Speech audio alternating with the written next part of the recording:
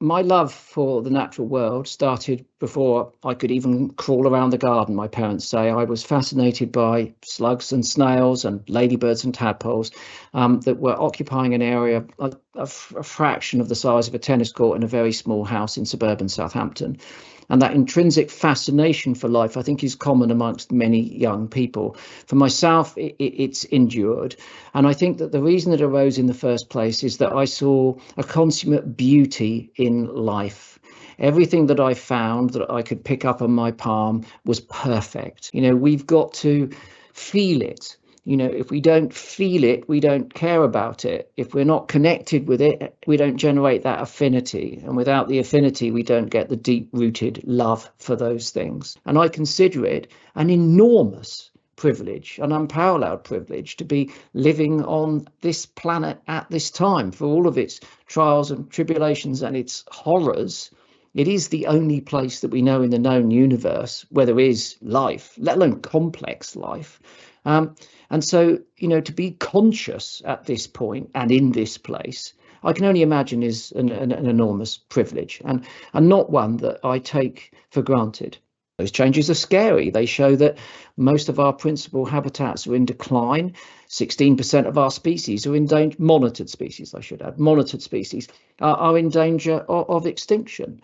And what we see, the commonality that's come through 4 of these State of Nature reports, is that the principal culprits when it comes to degrading our biodiversity, that richness of life that we have at this point in time, are agricultural farming practices, our forestry practices, and our fishing practices. This evening, when you open your fridge to make your dinner, look at where that food has come from. And try to imagine, because the food labelling won't be adequate to tell you, tragically, but try to imagine not just the economic cost, but the environmental cost of that food.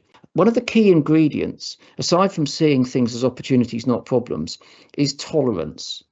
I'm not going to I'm not going to tell you not to eat meat, right?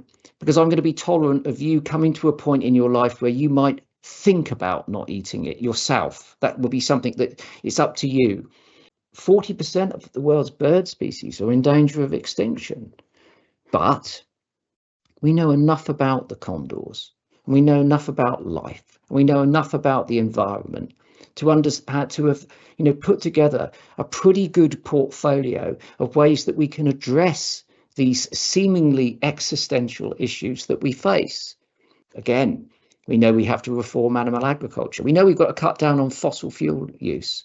There are so many things, and we have alternatives. And who doesn't really want to be a better person? I don't say that in a righteous sense. I don't say that in a good versus evil or a bad or that sort of thing, but just in the way that we measure ourselves, unencumbered by any other parameters.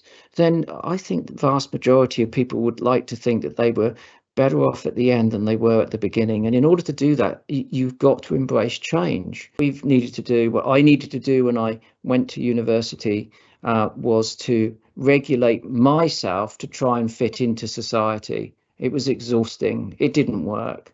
It led to all sorts of mental health issues. What we're working towards now is far more progressive, and through having conversations a bit like this and many others, what we are doing is we're asking society to understand our differences, not to be tolerant of them, that's patronizing, but to understand our differences and embrace them. Because whoever you are, there will be aspects of your character which are brilliant and which will sparkle and shine and which will light your life or someone's life up. I have my own questions. I try and find my own answers. I'm not saying I necessarily came up with the answers, but I would try and look for them. And I also mentioned that my father had that insatiable thirst for knowledge, and he taught me to read using encyclopedias. So we started at A and we finished at Z, and he would test me repeatedly. Not only we, but I certainly have a limited amount of time to exercise my voice for positive change. So every day, whether you like it or not, if you're fortunate enough to eat, then basically you're connecting yourself to nature. That's whether and that's incredibly important. And where I think that we can instantly connect with that nature is making a choice about what we eat.